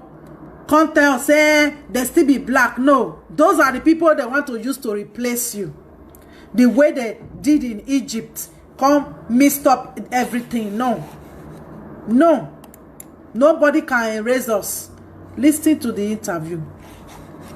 Law at the University of Kiel in England. That was for my first degree. My master's, I was at King's College, University of London. Then I was called to the English bar as a barrister at law of Lincoln's Inn. First, as a practicing solicitor in UK, I had many big briefs from Nigerian government, from Moroccan government, from Ghana government, from you not got married for British Ghana government, from various governments. You know, my focus at some point were just countries. So when you work at that level, you can determine your fees. Yes, I wasn't. But when I was working for the masses, I was practically doing that either on legal aid or for nothing, just supporting people, helping people. Charity. But you know, there are lawyers and there are lawyers. It's not just about. Even though I still have my practicing certificate, but I don't go to court anymore. I work as a consultant now, just like as you know. Even doctors, at some point, they become consultants, which is what I do. So, as a consultant, I determine my fees. But the kind of work that I do are very specialized. And that is why I can determine what I get paid. Very few people will do what I do. For instance, the issues that led to Paris Club refunds has to do with loans taking over time, and the repayment of those loans, and the wrongful deductions or over deductions, as the case may be.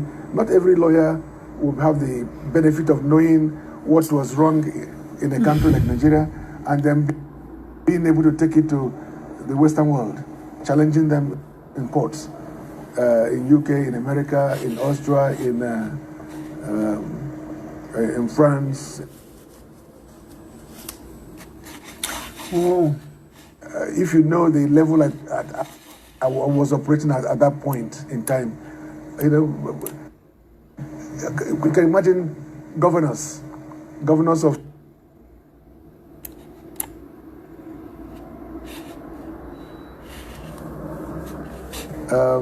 Elechi of Ebony, and so on and so forth. These are governors that were coming to my office in London, yes, yeah. And we're going to court with them on these matters. Yes, yeah. So, and we're talking about huge matters. Mm-hmm. And I was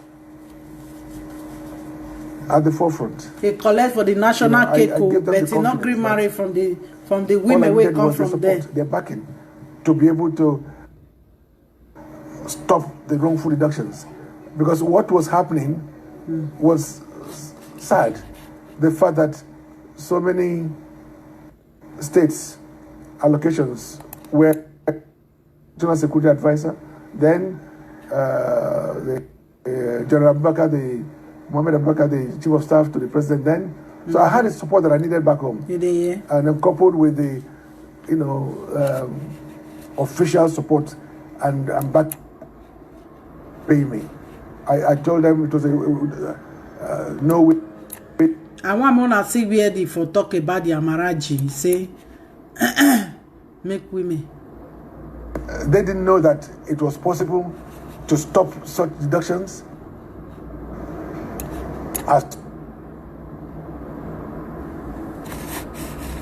They were happy.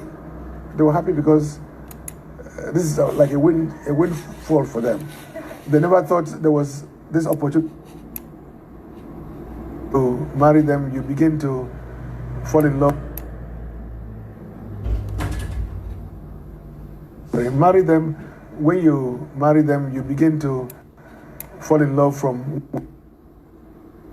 They choose a wife, and then most girls were expected to be virgins when they get married. And like Regina, they build a family from there. And because they didn't know each other before they got married, there's a lot of excitement, a lot of learning to do. know about her. I don't watch movies. Never watch movies. I met her the first time when she came to my house with her mother and her siblings because my place in Delta is a tourist place. They came to look around, and I liked her, and that was it. You know. So whether I marry another wife or not is not finished. Okay. She knows it can happen. I want to watch this part. I come from a very polygamous environment myself. I love children, so I want more children, and she knows this, and my other wives, they also know it. See all the children. So we'll see what happens. All this one, they look like African people. You do everywhere. You do everywhere. That's why at night, a lot of them know zone 4, zone 5, zone 6. Asna Fabo Ashawo. See mentality. Open economy. They are doing good for them. These are the ills of the society now that but as one man, one woman. Before the advent of Christianity, our tradition allow Igbo tradition allow for many for people wives and children, of course.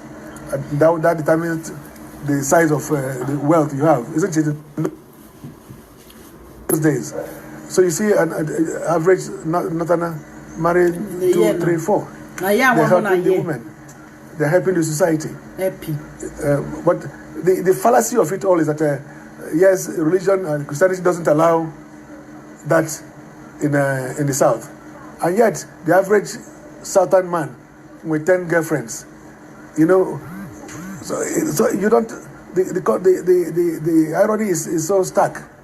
I love my culture, my culture as I know it, not as they are trying to dilute it now. That is a lie. I love culture. Igbo culture is wonderful, and should be promoted the way it has always been. But even looking at that, look at even your population in Nigeria. Just look at the economy of marriages. What I call economy of marriages. You as an Igbo man, in one wife, and maybe you have 4 children.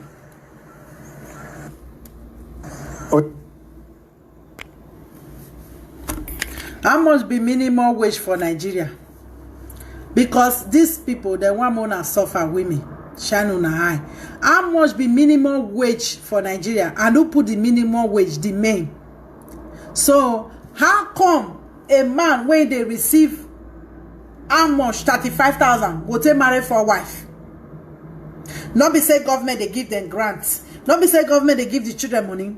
Nothing. How una want to marry the 4 wife? You get money now. You they instigate the rest. May they go marry. May they go born plenty children. At the end, because una get security.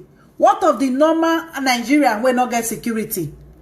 Those children go come tomorrow. They'll come buy them. They'll come steal from them. They'll come take their children do ritual. They'll take themselves do ritual one-on-one. Now that he go carry his girlfriend. You go take the woman do ritual. Now they talk say average whatever. How somewhere they compare yourself with? Wait till they bring countable. Nothing. Unless the few one way don't stick government money. Now you get money. The rest they burn their children throw away full all the whole street. Import some company, import some con Lagos. Then they come they do begging. So what is the big deal? You like your culture. You get 5 Oyibo women for house. All the children when I see for that video just now. Anyone they will look like Ned Nwoko for them. He's a self-hating black man. That is what they are. If you see most that will get white women, they're not fine. They're not that attractive. They don't say Daki, they need to get money for black women to even accept them. So they just when they get money, they go revenge, switch, enter Oyibo. They go revenge, switch, enter Oyibo. That one ain't go be their savior. So take note of that. May we continue to watch the video. When 4 wives. And now say they use the language so they talk. Why you not using English talker if you know the shame? In the next 10 years, 20 years, you can look at the population. Many of them reach 10, 20 the population of Onyogu, Ndiogu, and Ndebo, what it will be in the next 20 years. The population will be like 1 to 5, isn't it? Because of this disparity. Assuming that we are the same now. I'm just saying, but we are not. The gap is getting bigger and bigger. And Igbos will never catch up because of this self-imposed restriction.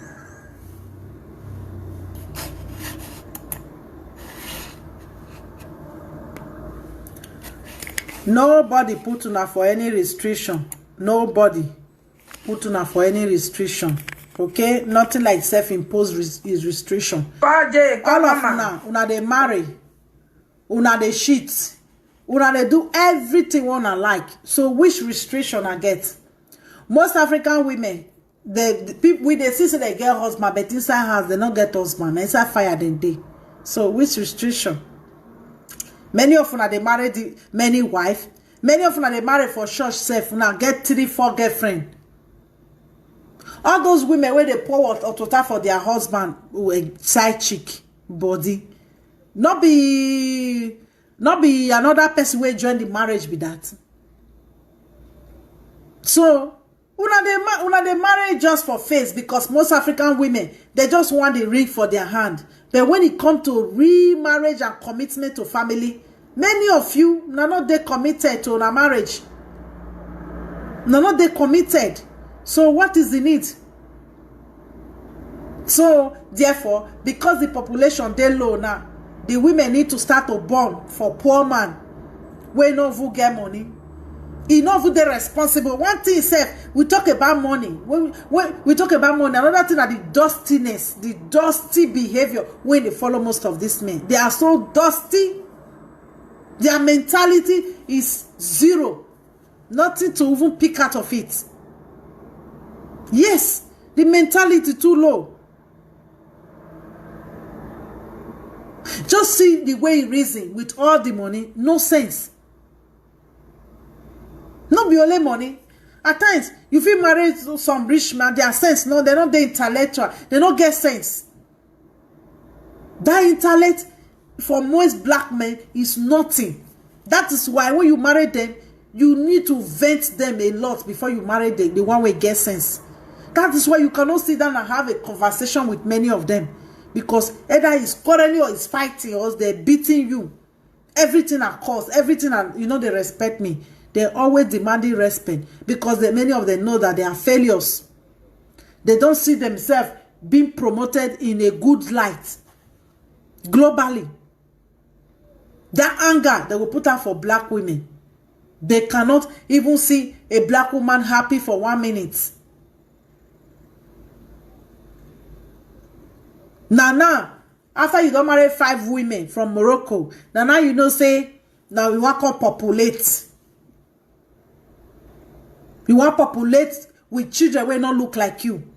Even the children when they show for that video yesterday, anyone look like that man. If they talk say na he born, they don't go believe.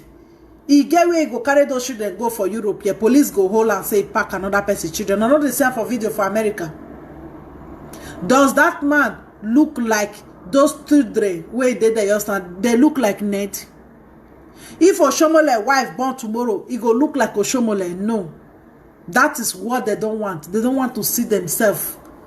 They are self-hating black men. They don't want to see themselves say, person born them. No, they don't want to see them. They are hating themselves so much. So, now that one, I said, make a show now. Make una now see Ned video and say, hey, African man, I love Africa so much. Tomorrow, una go still go support them. You go come carry our women for inside sun, inside rain. They go to clap follow her because now the women, most black men with their position today. Now the women power.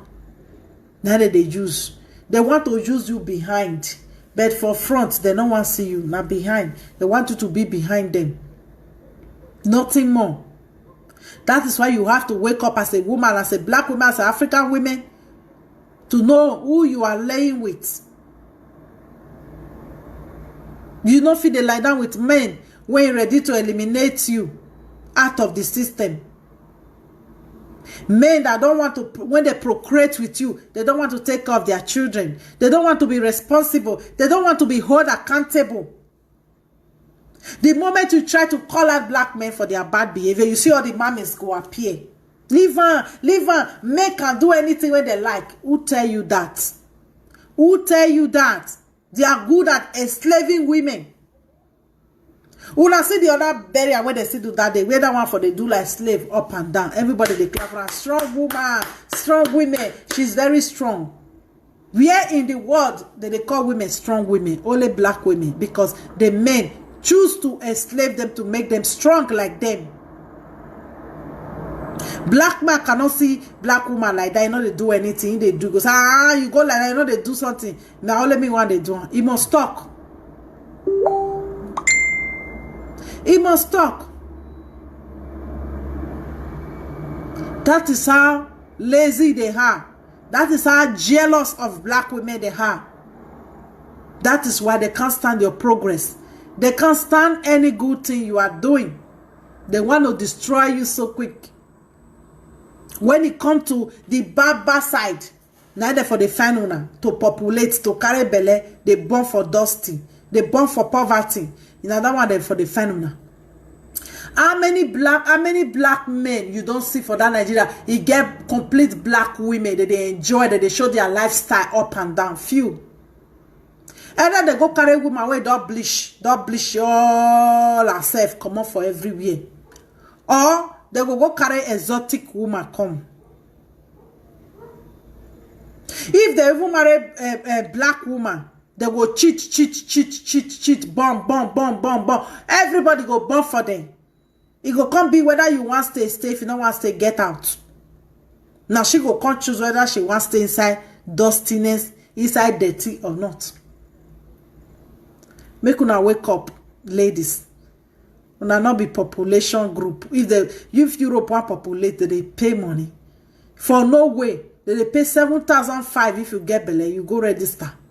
For Spain, yeah, then when they say their natality go down, they pay 2,500 for every mother we get pikin. Eriok biya agbe na so mad they knack, not be for mouth. They compare yourself with Hausa people. When their children they do beggars, they follow everywhere they go. Men we get long prick, we not get long money. We not get long pockets. So ladies, wanna wake up. Stop having children for dusty. If not, your children go end up as a dusty like their father. He go end up as thieves, criminals everywhere. They don't do use una. When it comes to the sweetest part, you don't say, and they know they want una for there. They go say una don't old. They go say una don't enter menopause. They go say they don't need una again. Many men they use una for use and dump. They enslave una. If you call Europe today, man of 100 years, he with his wife, they still there together. Man of 50 years, 70 years, 80 years, they he with his wife, they still there together. His wife go see wear cover shoe. They see the whole hand they go. But black man, if his wife don't reach 30 years, he will say he don't scandalize himself everywhere. They carry cassava every corner.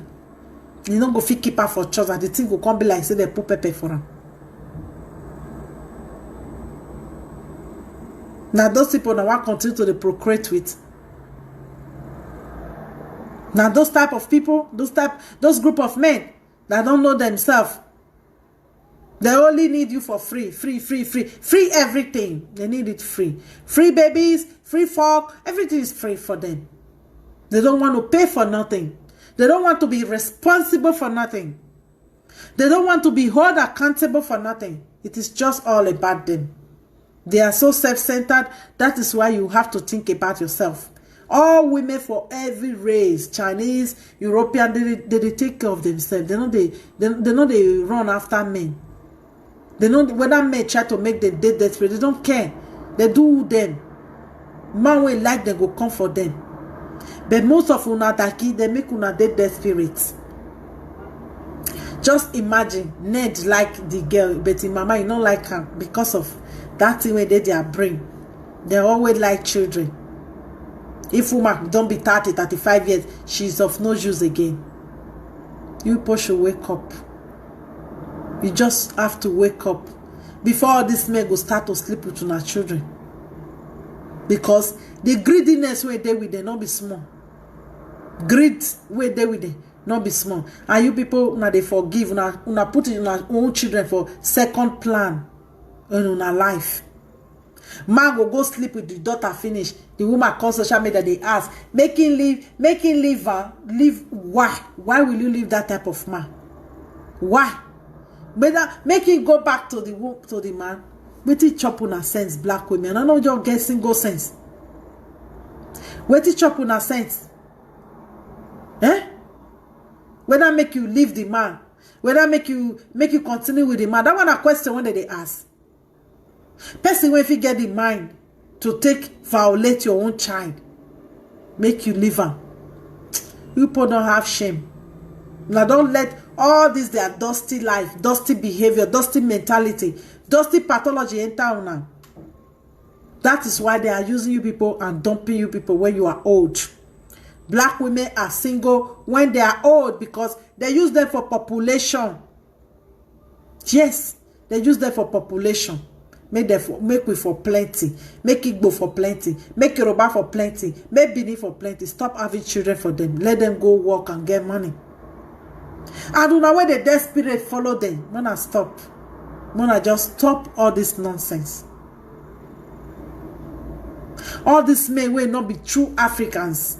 They will come enter government position. They will enter every position just to pull you all down. You should just stop. Okay. So, now this message I just want to remove from my heart to Ned Nwoko, the poverty alleviator marrier. The man where they marry to his poverty, but he 5 wives now from Morocco. He no go carry one prostitute make him marry tomorrow. You don't go see say his 7th wife said when they show the picture, she don't look like me, not look like you. She not look like any of us who represent the black race. Ned, 7th wife. The one where they talk say, na his 7th wife. It not look like me and you. It not look like me and you. At all. And if you see the woman herself, she never bath. If this one a Nigerian woman, who go see carry this one? See his face. Where it look like a melo soup and sour. See his face. Just waiting nets they buy for you because of yellow. In yellowness, now they buy. Now they pay put so. See. If this one a Nigeria, for Arab people, this one old. For Arab man, this one old. If they don't go even take gold, marry him again. But be that say, many Igbo people, they don't turn to remnant packer. Now they pack the whole remnants for Europe now. For everywhere. See the woman. The other wife. The 7th wife where they say marry. Now be this poverty alleviator program. Enough he marry for way from. Tomorrow go come at night, go say one contest for senator. Ned, all those hungry people that go vote for him. He go come out say want be president now, go run come out. Make una check their mentality where who want represent una. They get una interest, they love Africa, they work for una. Una think una check am. Una know they like they throw away una sense because of person get money. If they get money, they're not supposed to even dey for government position. Mona they check wetin come out for their mouth. If una they check wetin they come out for their mouth, Buhari self no go be president of country like Nigeria where people win get sense. If una get sense, person like Buhari not supposed to even rule as even councillor. e no even suppose, but as una no get sense, this one dey come now. Oshomole come, e take una do for market, e go carry one yellow woman marry. E no see all the women wey vote for am. E no see anyone, children, say e make him marry them. No. E no see any of them. Not find una good. E no find una okay. All e wait tomorrow, they go Cape Verde. More na buy sense, more na buy sense. There are ways to deal with people like this. Now they put for years so I love all of una. Bye bye everybody. If you want to join my page, now the Shine Your Eye page, Shine Your Eye, the way it is here. But precious, now they Shine Your Eye. Okay, that is my page name. Bye bye everybody. I love all of you. Bye.